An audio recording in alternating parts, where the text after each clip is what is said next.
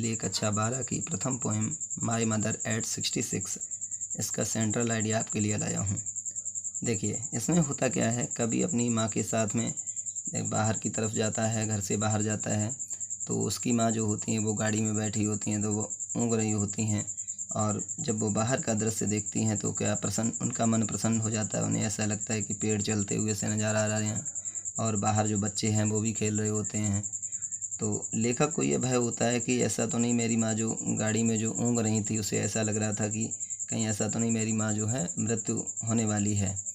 तो देखिए, एक चीज़ होती है कि उम्र जो होती है हर व्यक्ति के जीवन का वो पड़ाव होती है जो सबको उसको देखना पड़ता है।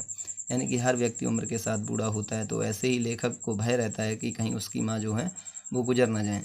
तो बार बार वो गाड़ी में उनकी तरफ देखता है और उसके बाद जब वो एयरपोर्ट पे जाता है तो माँ को छोड़ने के लिए, तो वहाँ पर भी वो लेखिका जो है वो अपनी माँ को देखती हैं कि माँ ठीक ठाक हैं या नहीं है। ठीक है, तो इसी पर ये पूरा जो चैप्टर है आपका वो प्रेस्क्राइब किया गया है। देखिए, वो सेंट्रल आइडिया है, the poem My Mother at 66 has been composed by Kamala Das. जो कविता है माई मदर एट 66 अर्थात मेरी माँ 66 वर्ष पर, ये कमला दास द्वारा रचित है। इन दिस पोएम, इस कविता में she describes about the feeling of loneliness.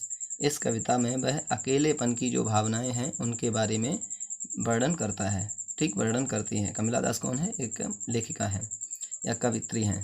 C is describing the reality of human relationship in lyrical Adams.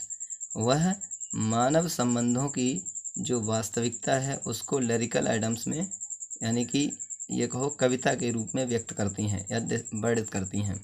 C is describing to the Cochin airport with her mother. वह अपने माँ के साथ में कोचीन एयरपोर्ट तक ड्राइविंग करती हैं अर्थात गाड़ी चलाती हैं। हु इज़ एट 66, जो कि 66 वर्ष की हैं। लेखक की माँ की उम्र कितनी है? 66 वर्ष। Her mother sits dozing with her open mouth open. उसकी माँ बैठी हुई है, डोजिंग मीन्स ऊँघती हुई, विद हर ओपन माउथ अपने खुले हुए मुंह के साथ। अर्थात लेखक की माँ जो है वो गाड़ी में अपने खुले हुए मुंह के साथ में बैठी हैं, ऊँघ रही हैं।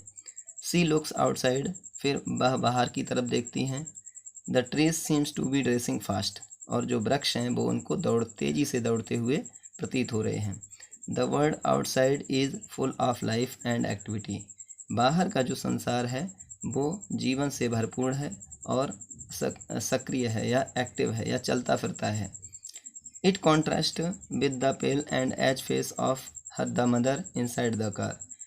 इसका अंतर जो है वो माँ के चेहरे और उनके माँ के पीले और दर्द भरे जो चेहरे हैं जो कार के अंदर बैठी हुए हैं, उससे इसकी बाहर के दृश्य की तुलना की गई है। तो इसमें कवि जो है वो कार के अंदर का दृश्य और कार के बाहर की दुनिया के बारे में अपनी माँ को देख करके देखता है और दोनों में अंतर प्रकट करता है। ये चीज़ हमारे इस सेंट्रल आइडिया में बताई गई है। आई होप, मैं उम्मीद करता हूँ आपको ये समझ में आ गया होगा। धन्यवाद।